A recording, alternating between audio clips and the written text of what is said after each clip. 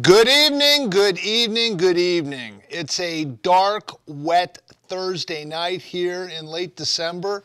My thermometer said it was 58 degrees today in December. Maybe there's something to this global warming thing after all. I'm not sure. You know, I saw that ad with Newt Gingrich sitting on the couch with Nancy Pelosi, and I don't know, at least for that week, he seemed to be into it. But I don't want to get too far ahead of ourselves with the political discussion, because that's going to be the second half of tonight's show. We have got an incredible show tonight. I am so excited about talking with this author of an incredible book. That's going to be the first half hour. And then the second half hour, we have an incredible, distinguished panel. And we're going to be talking about all things politics. What's going on in the Republican primaries? What's going on in our country? What's this? Are we lowering taxes? Are we raising taxes? Is the economy coming back? What about all this economic situations with mortgages and so forth? There's a lot we need to talk about. Now, for those of you that watched the show last week, you may be having a bit of an identity crisis because it was 100% wall-to-wall minor league hockey with our beloved Danbury Whalers here in town and all that they do, including some fisticuffs that from time to time, boys will be boys, come up. We're going to be doing some more with that. We're going to be following that team. We're going to be having Phil Esposito on. We may be doing some remote shoots at a local bar or something like that. So tune in for that, and we'll be following that team all year long. But what we're very excited about, one other thing, on the Federal Hockey League, they just added a team, the Delaware Federals. They've joined the league. Now there's 8 teams in the league. And I'm telling you, it's very competitive and enjoyable hockey. Go to their website. You can see their schedule. But what I'd really like to do right now is invite my friend, hey, buddy. John DePasquale. I just want to thank you so much for coming on the show. Full disclosure, you're a very dear friend of mine. So I know you from church, Walnut Hill Community Church. If you haven't been there, it's a great church. But you, out of your life story, and I find it so compelling, have produced this book. The title is 10, and we'll keep a close-up of this book as you go, and you can get it. It's available, I guess, on Amazon and so forth. But this is non-commercial radio, or non-commercial TV. We won't plug it too much, but it is available. But I'm just so excited about having you on here. I'm excited also. I was looking forward to seeing you because you're such a good interviewer. Really? You do. It's great. Good questions. Yeah. See, it's funny because your book is about listening and your relationships and stuff like that. And my wife would not say that about me.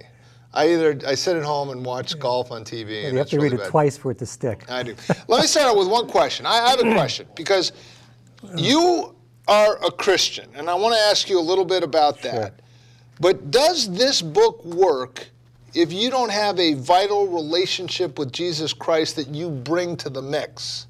In other words, is this kind of a 7 Habits of Highly Effective People, it'll work anyways? Or is this a book where really, if you haven't made your peace with God, you're not going to necessarily have the best marriage you can? Great question, because this book relies on that you can't, out of your own strength, pull this off. As a matter of fact, it would be almost impossible for any man who's married to be able to do these things without a power greater than himself. And just like in 12-step work, where someone relates to a power greater than themselves, it's at least tapping into God and that power to be able to pull this off. So you can't do it in your own spirit. You can't do it in your own strength.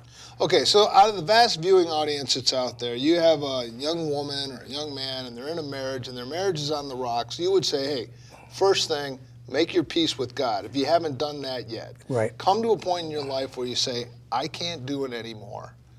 I want to surrender everything I know about myself to everything I know about you. Come in and change my heart. That would be the ideal scenario. In the book, there's about 3 chapters that really present that story and what you need to do in ways that are easy to understand, easy to apply. It's not rocket science. It's coming to the point of surrendering and then coming to the point of who Jesus is. And can he really be relevant and impact and change my life? You know, the one thing I like about your book, it has such a utilitarian title, 10. these are the 10 steps. It almost Yeah, sounds Prussian. Step number 1, love your wife. Step number 2, listen to her and take her to the mall. You're good. Step number 3, what you need to do is enjoy her more. We'll get to the 10 steps. Yeah. But a lot of this book is autobiographical. Yes. And you tell your story. Yes, I do. Tell us just briefly, we've got time here. There's no commercials on this show.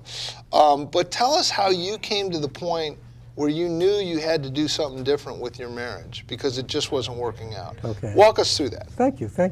Yeah, it was 2003. Rita and I had been married well over 30 years. I was at a men's retreat, and there was something gnawing at me. I'd been in 2 large companies, one 15 years, the other 25 plus. Mm-hmm. And in both companies, the mantra was world-class company, the best of the best. And what was always gnawing me in those years of working for a large corporation was that I would give so much for the best of the best to be a world-class company, and I would be confronted with, do I have a world-class marriage?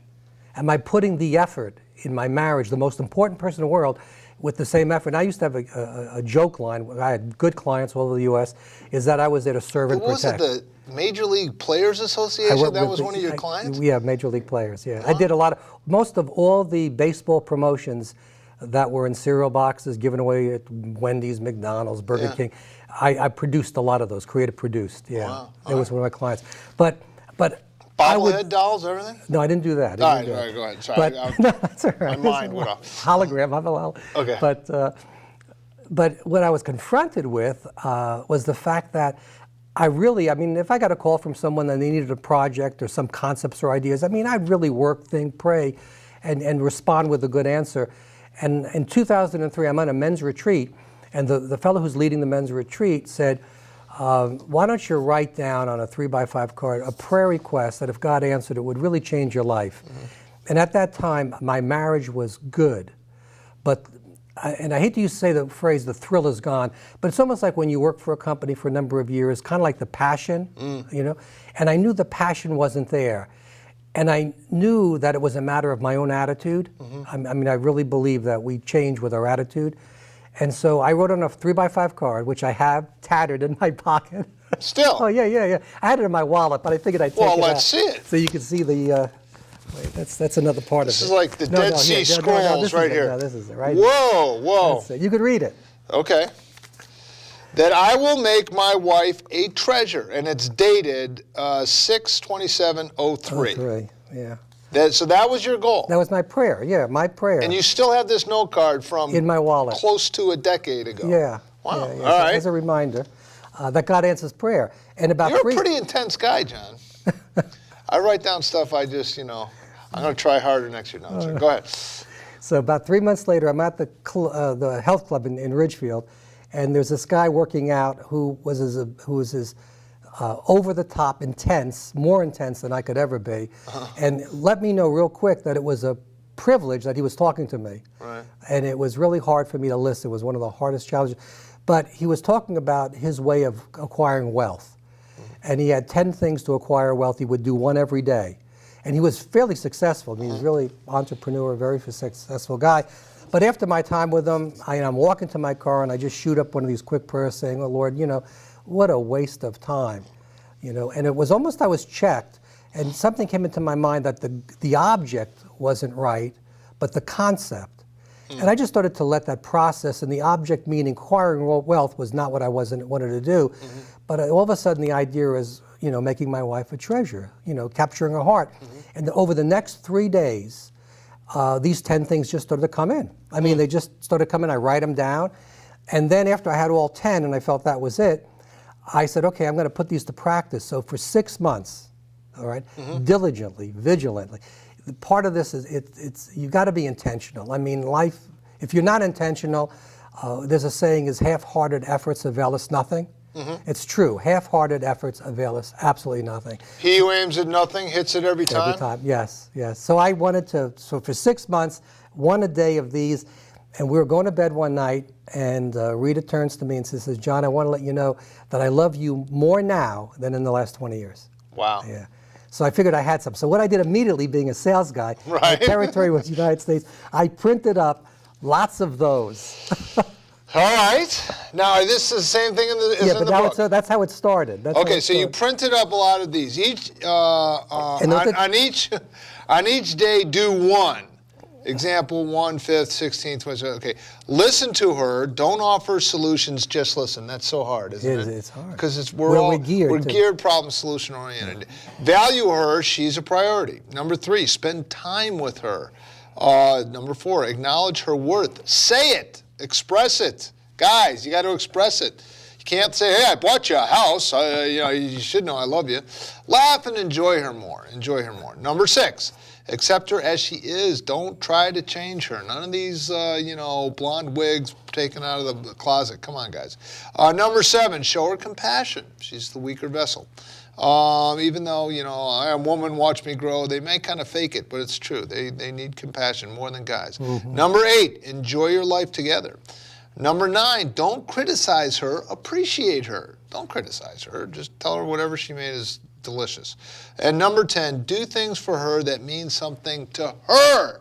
If you're going out to buy a vacuum cleaner right now because you think that's the best present that you could give, Google this. Go to YouTube and go In the Doghouse. Do that. YouTube and In the Doghouse. It's a good and YouTube. did you see that one? I have it. That's funny. Google it. In the Doghouse. Google it. If I had better production, we would have that up here because we would show you that. But those are the 10. Now let me go to. Okay, well let me just say one thing. All right, was that the first manifestation of it? Well, because Okay. I printed a bunch of these up, had them in my wallet. Right. And my territory was the U.S., part of Mexico and Canada, so I would travel a bit. Right. And on the airplanes, and I would be the guy that would sit next to a guy like you. Right.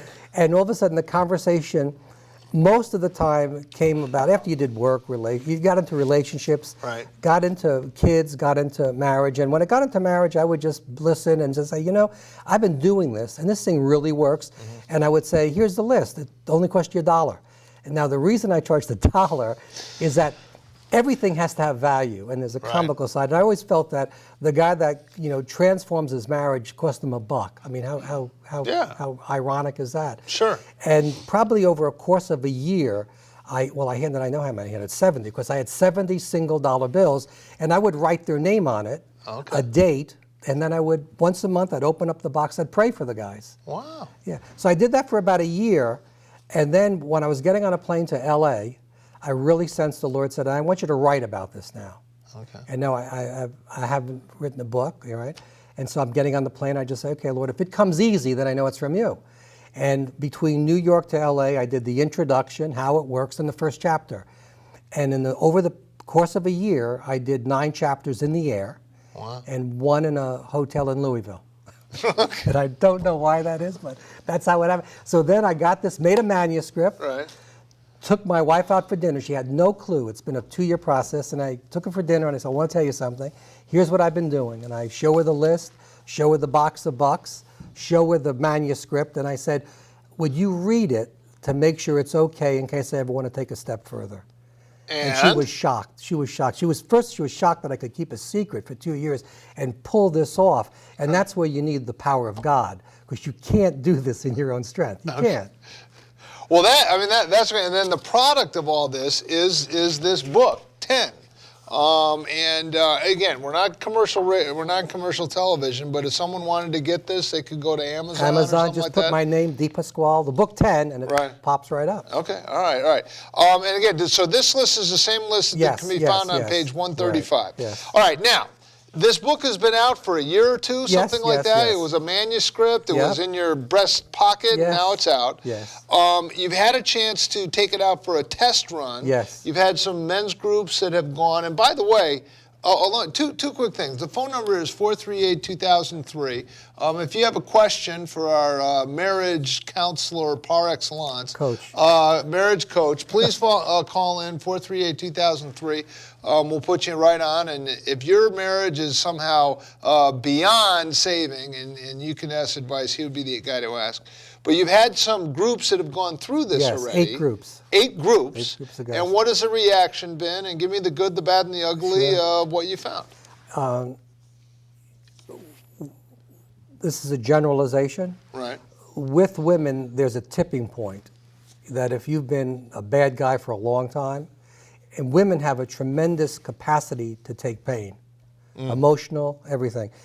When the tipping point is reached, and that tipping point is meanings what I've had it, there's nothing in the world this guy could do to turn it, unless there's a miracle from on high, that's usually a lost cause. So you've broken them. They've You've lost broken them, that yeah. loving feeling. And when the tipping point is reached, you could tell that the wife doesn't care anymore about if you get help, if you need help, or everything closes She's down. done. She's done. She's done. Wow. In those situations, it takes a miracle. I'm working with 2 guys now that are in that, and it'll be a miracle for it to be turned. Prior to that, at the tipping point, where it's been years and years and years and years, the great success when a guy is intentional and really does it wholeheartedly.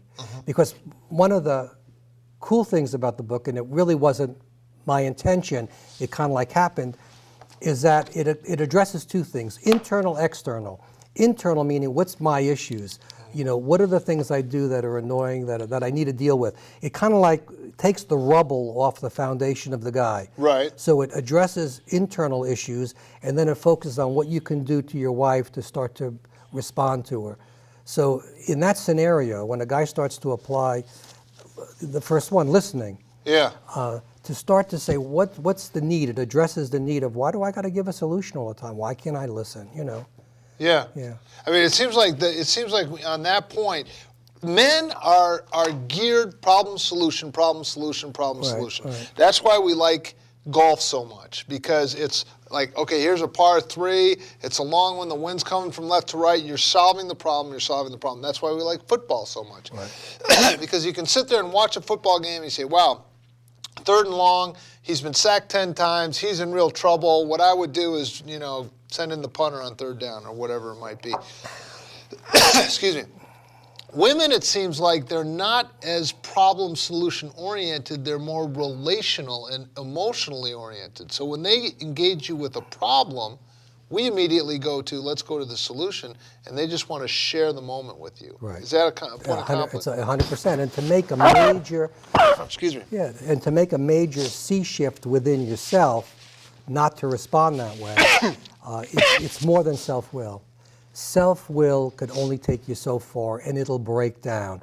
So that's the God element, is that when you bring God into this, and whether it's the personal relationship with Jesus or it's starting out by saying, God says, you could test me, prove me, and this is a great way to prove if God is real and can he help you in your life.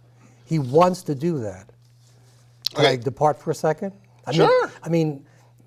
It's coming close to Christmas, so it's easy to talk about this. In Isaiah 61, where Jesus talks about his mission, I've come to proclaim the good news. That means God and man could be reconciled. I've come to heal the brokenhearted, set the captives free, and preach liberty to the prisoners.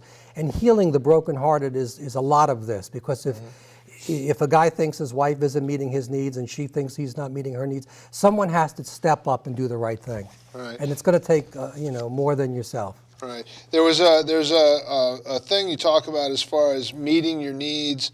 Don't try and change your self-worth. Let me see. I think it was on. Here we go.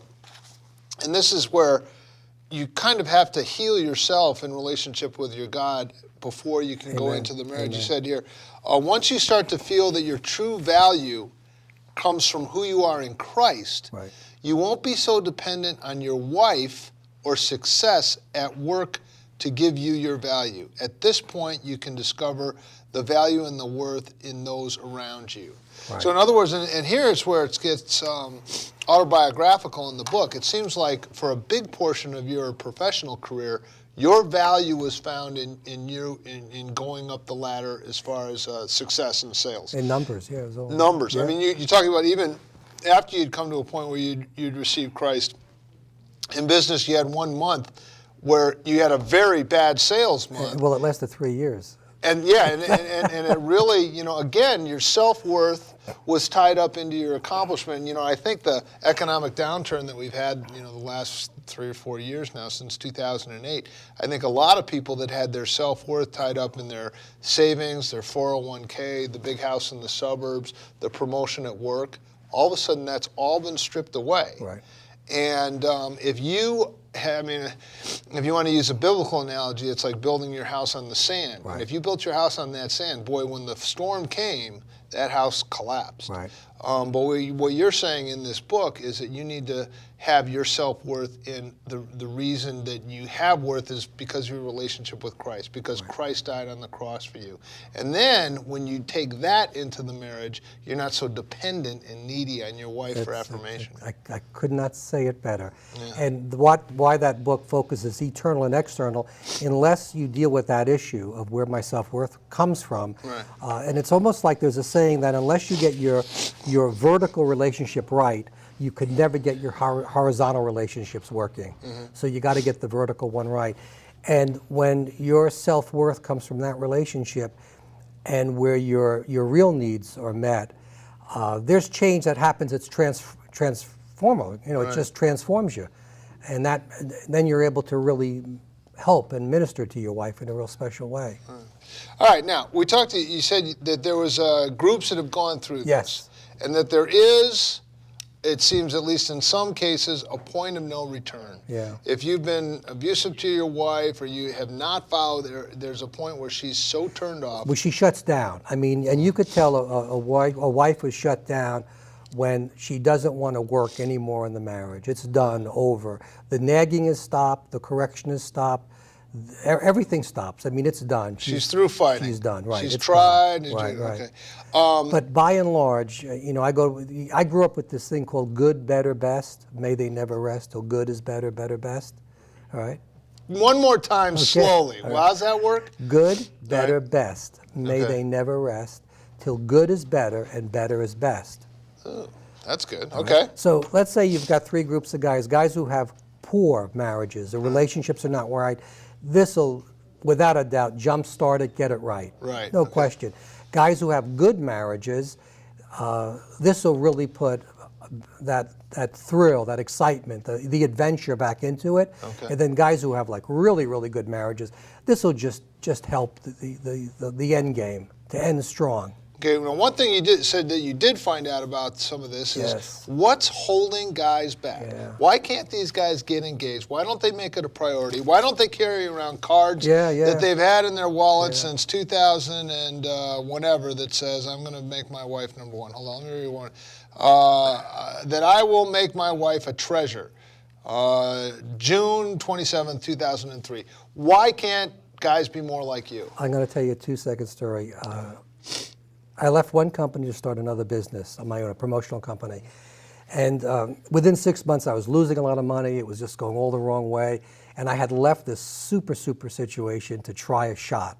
Okay. And I realized into it that it wasn't working and I wanted to get replugged into the company again, Right. some company. So I went from the number 3 company, and it was a job opening, and I needed the money because I blew through a lot of cash, to the number 500 company in my industry. It was the bottom of the bottom of the bottom. Wow. And it So was you're not hanging around with Major League Baseball players with this company? No. Okay, those days are gone. Those days, it was dark and dark. And the irony of it, it was in one of the industrial parks in Jersey. So my old headquarters were in Montvale, New Jersey. So on the Garden State Parkway, I would pass this beautiful Montvale headquarters, driving down to this dungeon. And my office was cinder block with no windows, and the office was hooked to the factory, and cats would come in. Ouch. So on the way down, I would look at the old company, I would beat myself up and say, what have I done? And I became very double-minded. Right. Looking back at what I had, never looking forward. And this double-mindedness was killing me. Okay. At the same time, I was really very ungrateful. And when I addressed those two issues, and where I know the day and the moment where I said, I'm never going to look back. Right.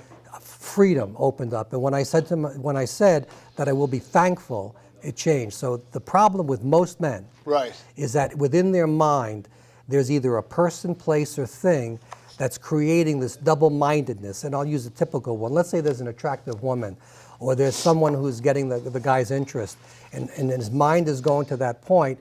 That double-mindedness prevents him from putting the wholehearted effort. So the answer Yes, give me the answer. cut it down, shut it down, focus. Focus. Focus. The book is 10. The author is John D. Pasquale. Listen to her. Value her. Make her a priority. Spend time with her. Acknowledge her worth. Laugh and enjoy her. Accept her. Show her compassion. Enjoy your life together. Don't criticize her. And do things for her that means something. Do this. Make it the best Christmas time you've ever had. If your marriage is in the doldrums, read this book and follow this advice, and you'll pick it out. Thank you so much. Thank you, Marty. Thank you. Really appreciate it very much for you coming in. And My pleasure. My pleasure. See you at Walnut Hill on Sunday. Yeah. Next up, we have some very exciting additions, and they're going to put me on this camera right here. I'm quite sure of it. Any second now, it's going to switch from there to there. And there we go. Okay, we're ready to go. The next group coming in, I mean, if a grenade went off right here in this table, I would fear for the future of the greater Danbury area. That's the kind of talent we have coming in right now as we speak. There is more cotton suits and blazers coming in, and they've lined up appropriately enough from left to right, and I'll let you be the judge, but I think that's a little bit how the spectrum is all about here. What we're going to be talking about, there's a lot going on in politics, there's a lot going on with the economy, and we're going to be talking about some of these things. So if I could just introduce the peanut gallery that have joined us. David Stevenson, a stranger to nobody because you have a show, Progressive Soup, which is on. And a new show that I'm here to plug if I can have a minute of your time. Absolutely. Plug away. Well, I've got a cat named Basil.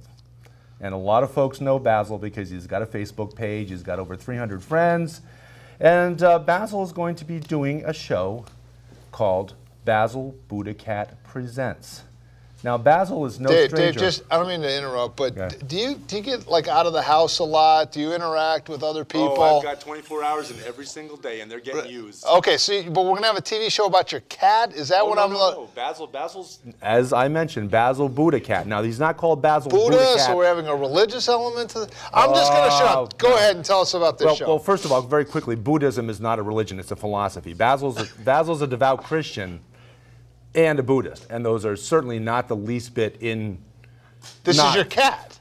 Hell yeah. Okay, all right. Go ahead. So Basil's going to have a show. Now, Basil does quite a bit of posting on the Washington Post, on a couple of little internet rags called Conservative Bite with a Y, and on Newsmax, another little conservative hate fest. And Basil goes on there and pokes and tries to stir up a little common sense and a little love amongst the angry people there. So when is this show going to be on? Well, we're looking for probably a Sunday morning slot, which I think would be nice because Basil's got his Buddhist element and his Christianity element, and probably a Friday evening, I believe we're going to go for. Excellent. And Progressive Soup, which you're most famous for, when is that on? That's on Wednesday 9:30 and Thursday noon 30. Excellent. Okay, Jim Bolano, Professor Jim Bolano, thank you so much for joining us. Thank you. And now periodically I get your publications. What has your most recent article been published in? Most recent article I think was picked up by the Hearst Group, News Times and Connecticut Post and all that, and Waterbury Republican, who tends to like my stuff. It was based on my last visit to Zaccardi Park. I went down in late October. Did you? To visit the protesters there, and I wrote an article on how I thought it was. With all the hype on both sides, Republicans were saying it was Sodom and Gomorrah, and Democrats were saying it was the next greatest thing, next great movement, and it was just kind of unimpressive. It was kind of a fractured movement. There was a young college girl from Bennington who I said, "What are you here for?" She says, "It's my college tuition. It's too high. I don't know if I'm going to get a job. I don't know if I could pay it back." I said, "Well, what do you major in?" She says, "Oh, social media and the arts." I said, "Well, that's not a marketable major." Next day, I looked at the Bennington website, and it's $54,000 a year. Wow. So I said, I think your parents should be worried, not you. Yeah, that seems to be the defining element of the group was, well, we've all got these college loans, and we don't have jobs, and we're really kind of angry about that. I think what I found, they were all there she was there for that reason. There was a union guy there because he was in a dispute with Sotheby's. One of the people from the movement was talking about banks, obviously, but it just seemed fractured. It was more of a happening than a movement, what I thought. A lot of old 60s folks reliving their youth. A lot of college kids saying, "I want my piece of the 60s. Anyway.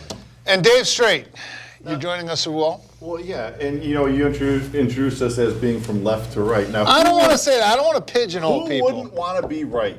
Doesn't everybody want to be right? I don't get that. Why? Being right's a good thing. No, well, So I mean, anyway, to the point on college educations and why they're so expensive, I think Ron Paul hit it right on the head. The reason colleges are so expensive is because you can get student loans so easily. All you have to do is walk in, sign away, 50 grand, boom, everybody gets it, right? And well, it helps if you don't have a lot of income, if your parents don't have a lot of income. Because if you have to declare your income, it's not very good. But don't ask me how I know. Right. It's true. But right, it is. and that is almost completely unforgivable through bankruptcy, whatever the case may be. That will follow you wherever you go. All right, well, listen, the phone number here is 438-2003, 438-2003. If you'd like to join in the discussion, please call in. Because we always like to have callers, we always like to have opposing views. First, one thing that we're talking about is the economy. A big driver of the economy is housing. And housing, although you might tell me differently, nationwide anyways, continues to be in the doldrum. I know a little bit about housing in Ridgefield, and I know that it was an incredibly anemic fall. Some say it may have to do with the 15 inches of snow and closings not happening. Housing prices continue to go down, and now there's some legislation, this Dodd-Frank bill, that I hear from some people is hindering the ability for credit-worthy people getting mortgages, but I may have that wrong, and you have an article that you want to talk about, and tell me where I'm wrong, because you have some experience in real estate and politics in general. So Well, I'm here to say educate. I'm here to say something good about some Republicans in the Senate. Go ahead. Because there's a fellow by the name of Thomas Honig, who is a vocal critic, as the article states, of too big to fail. This is what banks cried in August of 2008. Yeah. Too big to fail. Don't let us fail, because if we fail, the economy is going to go kaflooey. Okay. Well, unfortunately, we gave them, we now know, $7 trillion. Can you believe that? At That number just came out a couple weeks I ago. think there's an interest rate attached to it, something like 0.0001. Okay.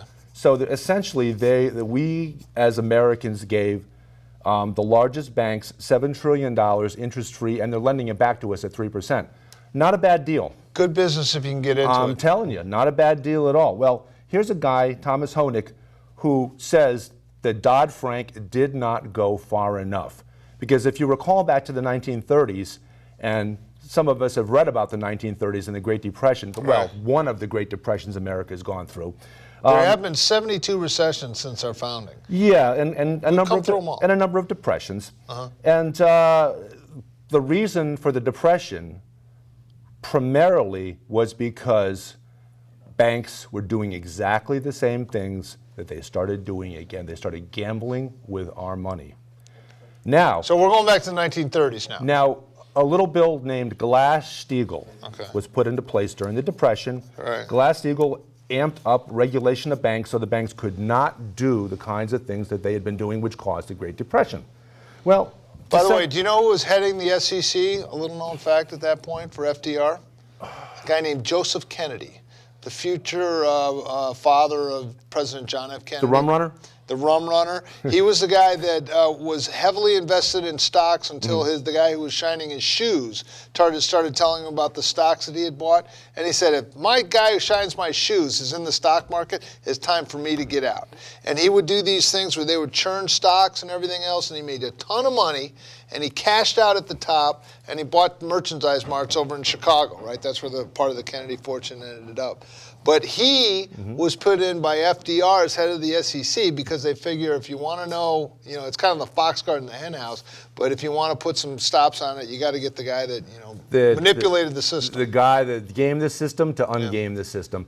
Now, in December of 2000, just as a fellow named Clinton was on his way out the door, the Senate voted in a very wonderful bipartisan combination gesture of stupidity to overturn Glass-Steagall on a 98-0 vote. It was very bipartisan. Okay.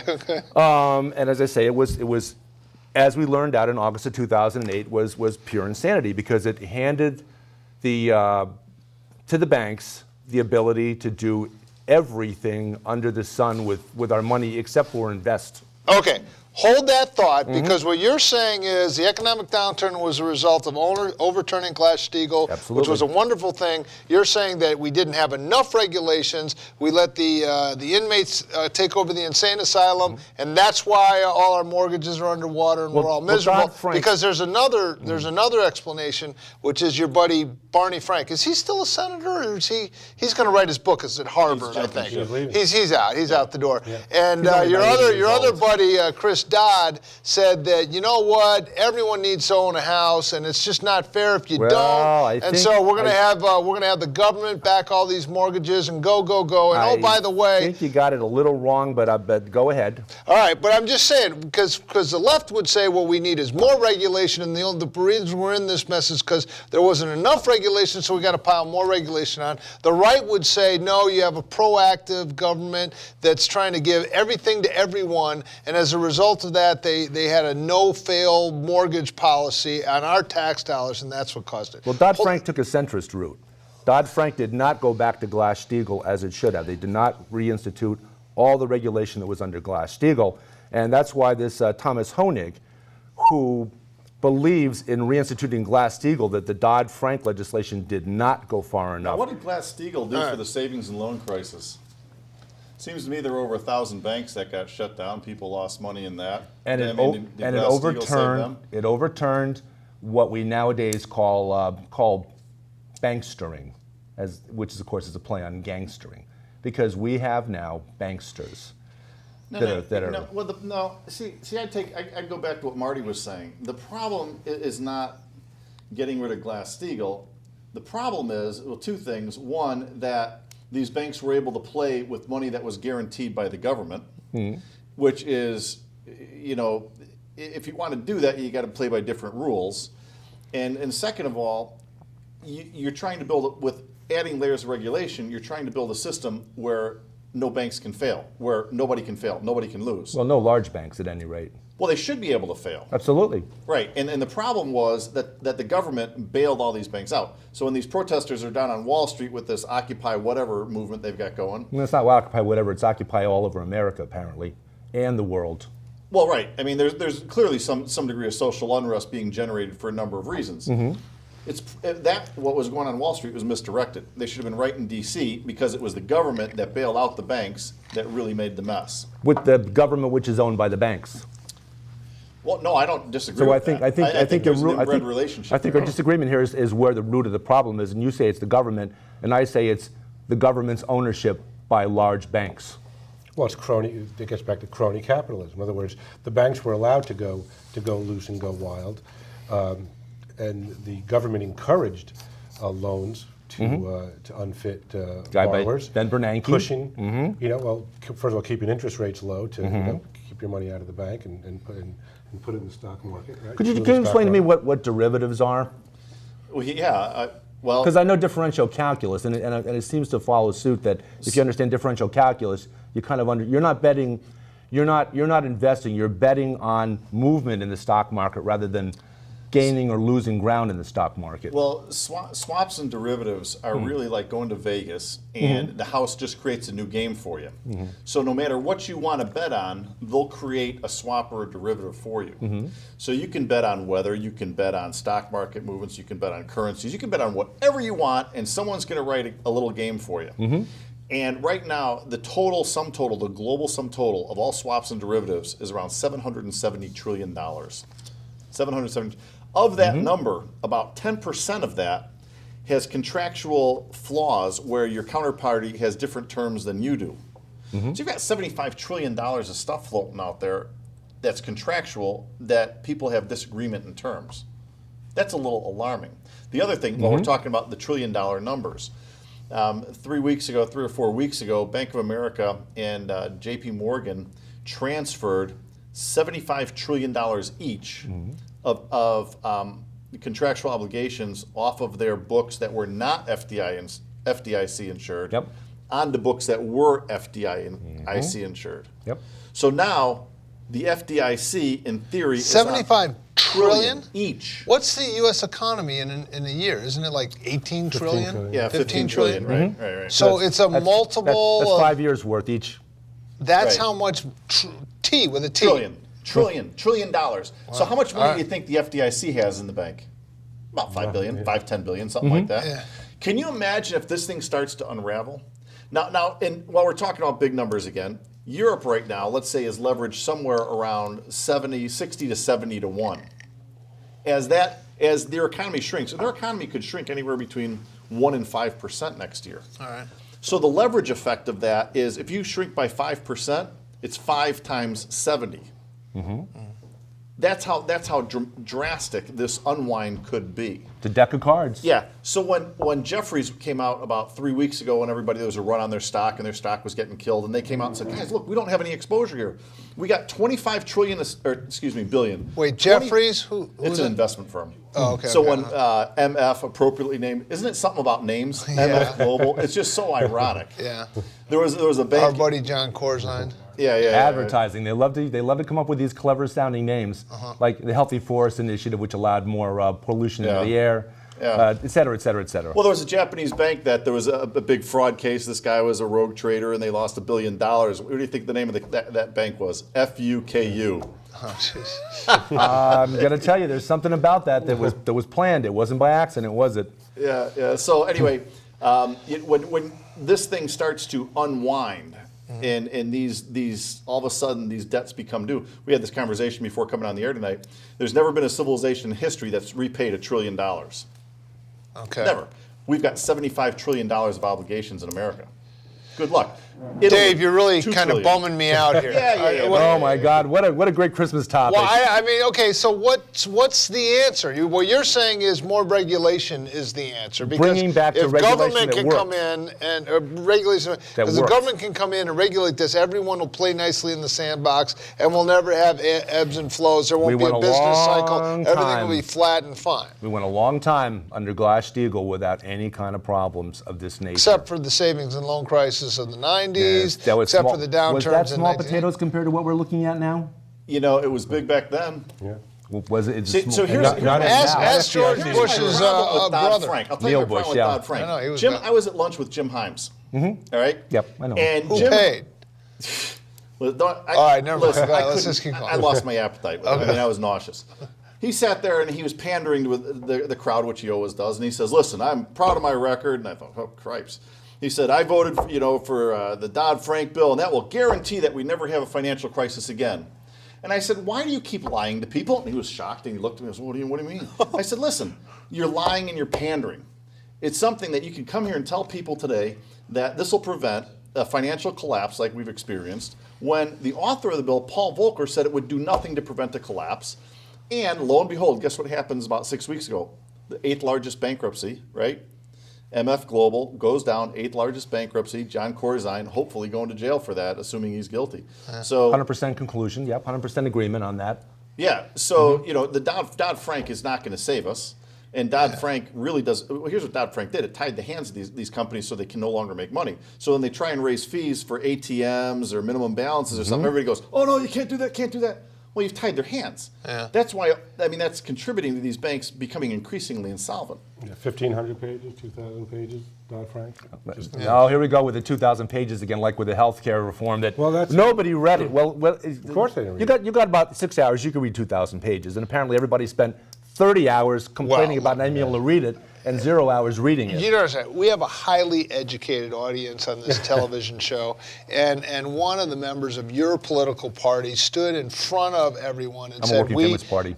Okay, well, the Democrats, anyways. Oh, okay. We could talk about them, but she stood in front of and said on national television, we need to pass this health care bill so we can find out what's in it. And the thing was passed. So this whole idea of, well, you don't really got to read it. Let's just pass it and see what happens and turn over 20% of the national economy to the government, As which really opposed to can't. the HMOs? Well, I don't know. I mean, I think the private sector does a pretty good job. No, I think they probably don't. No, they don't. Well, And because of HMOs, America has the worst health care in the what they call the industrialized world. Well, then why are Life people... expectancy lower than any of the other countries. Infant mortality higher. Barely. That's a huge Health- generality. health- That's not It's accurate. absolutely accurate. And Well, health, name, and name the healthcare country quality. that. Okay, let's name. Give me 3 countries that have a higher mortality rate in the civilized world. Let's start with Canada, then we'll move to Britain, then we'll move to France. That's 3. You want more? Yeah, keep going. Let's see. I would think Japan. I think we're Japan about is- 10th on the list. Japan. But is- here's the thing. We are you know, last. Thank you. We're last on the But list. do you want to live in Sweden, or do you want to live in Austria, or I don't want to Belgium, live in Sweden. or It's cold Greece? Well, that's Besides, the I'm an system you're American. looking under. Well, hold it. You're with blaming. nationalized You're blaming healthcare. I mean, you're lobbing this out there that it's our healthcare programs that are failing. Our when, HMOs. when in effect, Which have it death could be a panels. reflection on our high minority populations, our poverty levels. Nope. Are you Unhealthy It's eating, none of lack that. of exercise? obesity? you could So probably. are the you could probably- HMOs causing obesity in America? No, but what the they're not cost of doing, healthcare. what they're doing is they're skimming a profit off the top of something which should not be profit driven. Healthcare should not be a for-profit enterprise. If it's not profit driven, you'll never come up with another super drug, and you're never going to get great care. We've got some wonderful super drugs out there that nobody can afford, or that have so many disastrous side effects that they're really not very good But that's to because begin with. Pfizer was able to make $100 billion off of Lipitor. That's a good But deal. your man Ron Paul would say it can be profit driven, but it's got to be profit driven by the market between the doctor and the patient. And the Well, the HMO doctor- well, is But the HMO is the gets, issue here. gets between the doctor and Well, the that's patient. exactly right. So it And can be creates a market-driven, wall, so but- doctor cannot heal patient, patient cannot talk to doctor, because the HMOs will not allow the doctors the money to give them the time to spend 20. I have a doctor downtown in Bethel, Ted Blum, who, by the way, is the kind of old-style family doctor that'll spend 20, 30 minutes with you. And that's the way it used to be all over America, and that's not the way it is now. Younger doctors have start off so far in debt that they have to peddle drugs in order to get the perks from the drug companies to pay back their student loans. And So now that's- that the and that's a government crime. is, so But that's now that the also government is regulation. taking over everything, it's going to be streamlined. Doctors will have a lot more time, and all these repayments that they get from the federal government are going to make them them to have extra time in the room to talk to you. Taking HMOs out of the equation and putting the money back into healthcare where it belongs and taking it out of the profits of HMOs would do that. Yeah, but well, not into a bureaucracy. yeah, you're Replacing absorbing one with another. The HMOs are not a bureaucracy? No, they are. You're replacing one with another, though. Well, I'll trust Medicare. I think Medicare is much better run than HMOs are. We talked about those. Except it's insolvent. Well, Yeah, and there's that's 30% waste. That's, That's a great deal. Well, compare that to HMOs. I don't think HMOs have 37% waste. profit. What's the matter with profit? Why is profit such a bad thing? Profit's not a bad thing as long as it's not greed, absurdly greed-driven. Okay, so who's Really? the judge? Okay, who's the judge? Really, this is a pretty nice tie. Is this like a silk tie? I saw why the do car you, you why had do you, over why here. do you have that tie? Why I don't saw you the give car that you tie came to in someone tonight, else? You know, I don't know if Well, everybody I can think afford one of those. that tie is a greedy tie, Oh, good and you Lord. should give that to a homeless man out there. Why should you have that tie? Oh, I volunteer in the soup kitchen one day a month. Well, that's good, but I mean, I don't I think do that's Meals enough. on Wheels one day a month. No, I don't think that's enough either. As a matter of fact, you go out. I'll match good deeds with you. No, I'm not saying I don't then have who are that you big to of a problem. judge? Exactly. Then Who who are- am I to judge? Bingo. Thank you. Bingo. Because who the hell is the Connect the government to dots. judge to say, oh, you got to give more, you got to. It's funny because they Who had is one this? of these. Who is this? They, the government. The government right now, we have a president that's going around the country saying you have to pay your fair share. And oh, by the way, the Just like- Democratic Party is going to just like- decide what your fair share is. Just like another good president, Teddy Roosevelt, did. I don't think he was a good president. I think he was a disaster. I like that he Dwight set aside a Eisenhower? lot of I things. didn't care for him either. Oh my goodness, I'm amongst. Okay, but that's the point. See, in America, Mm-hmm. you're still you don't tear down the wage payer in hopes of lifting up the wage earner. That was another president who You said that. It do was have to attributed give Americans an opportunity in an ungamed system to make it. You're right. And the system is gamed against middle-class Americans. You know, you're right, because if I wasn't a bundler for Barack Obama, I wouldn't get $500 million for my dopey Solandra solar panel company and go out there and produce a factory that churns out solar panels at $10 a piece that are selling for $3 You know, a we piece. could tear down anybody. You're absolutely right. We If could you tear don't down know anybody you someone, want you wouldn't to. have crony capitalism. could tear down Speaking of crony capitalism, we have a call from Al Robinson. Al, I'm sure you're calling in to say you agree with me. I just woke up. Is this 2008? Is this a rerun of your show from 2008? Listen, we have the same problems. Dave, I feel so sorry you're in between the three wise men whining about health care and all these. By the way, people brownie call me nonsense. the white Meanwhile, Al they don't have Robinson. any candidates to speak of running for president. Oh, I'm sorry, the front runners consist of a Mormon and a Congress guy. Listen, I will not allow religious bigotry to be expressed on this show. Mitt Romney is a wonderful family man, and I think he's fine. The guy from Tennessee is a lot better. Unbelievable. If you take 2 minutes to learn about Mormonism, I think you'll feel differently about it. Better yet, once the country learns a little more about Mormons, they'll feel a lot differently about Mitt Romney or that religion in general, which I call a cult. But you got another guy. I don't have that much of a problem with the Mormon. BYU football, it's very good. You Separation know, of church and Maybe I state. should Yeah, Maybe I should have a what's deist your, Al why are you Robinson. judging a man for, I mean, you probably didn't like JFK because he was a Catholic, did you? I don't respect a religion that's based upon God.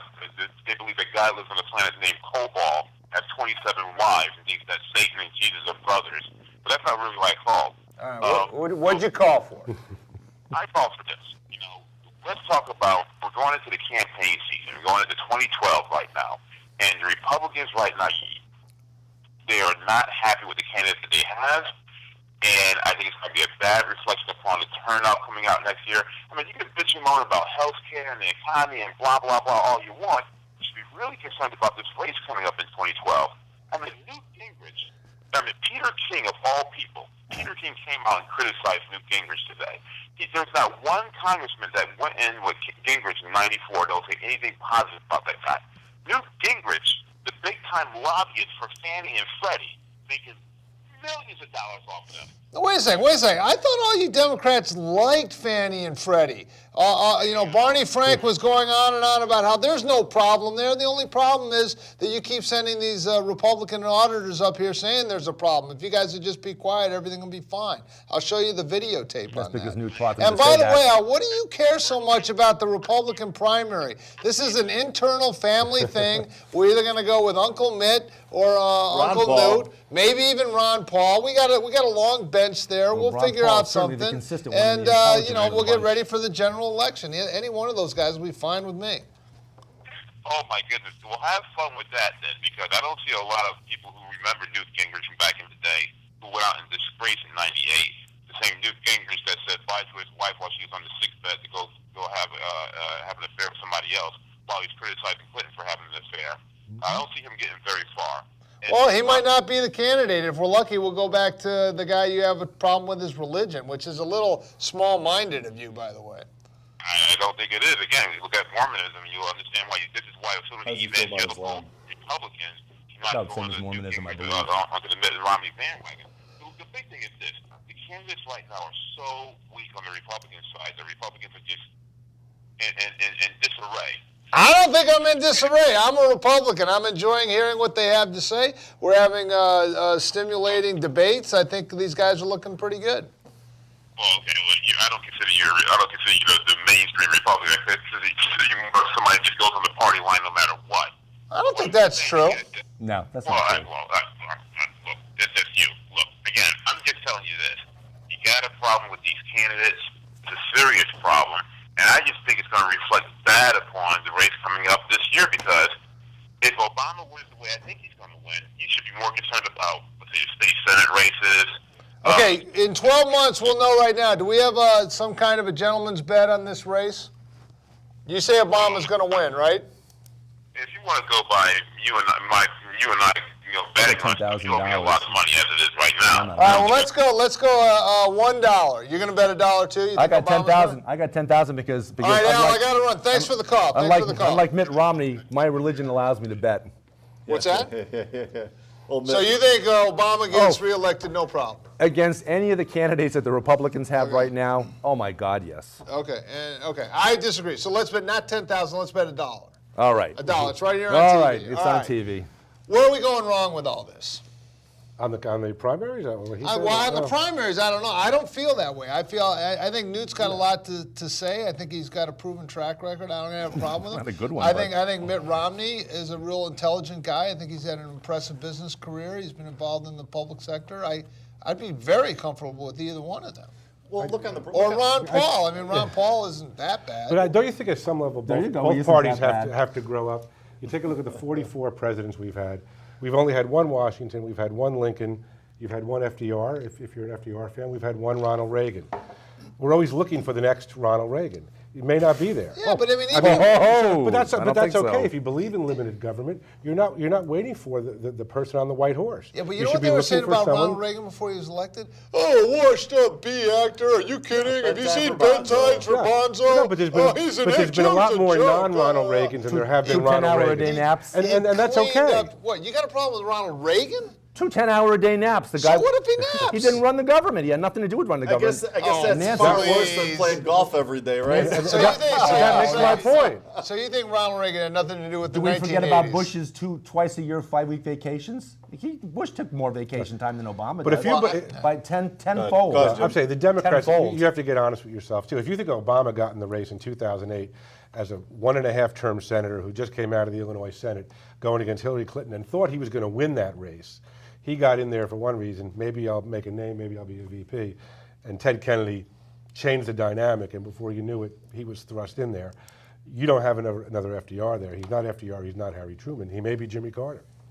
So I think you have to get over this idea of the knight on the white horse. Look, here's the really good thing about if Newt gets elected, here's the really, really good thing. We're going to save a ton of money because you won't have a single czar. You won't need anybody in the cabinet. He'll just run it all himself. That's right. Now, to Al Watch out, women too. Yeah, that's the danger of Newt, right? to Al Robinson's point, he made the comment that none of the any congressman that worked with him didn't like him. Well, you know what? That's not always a bad thing. No. Because you know what? If anytime a politician says, "Hey, I'm going to go to Hartford, I'm going to go to Washington, and I can get along with the other side," that means one thing. My taxes are going up because every time they agree, all they do is raise taxes and increase spending. Except on the rich. What's that? Except on the rich. Oh, the rich don't pay any taxes, I guess. 50% isn't enough, Top right? 1% pays. Really, the top tax rate, I believe, is about 30%. And well, quite actually, a few people get paid. The top tax rate's 35%.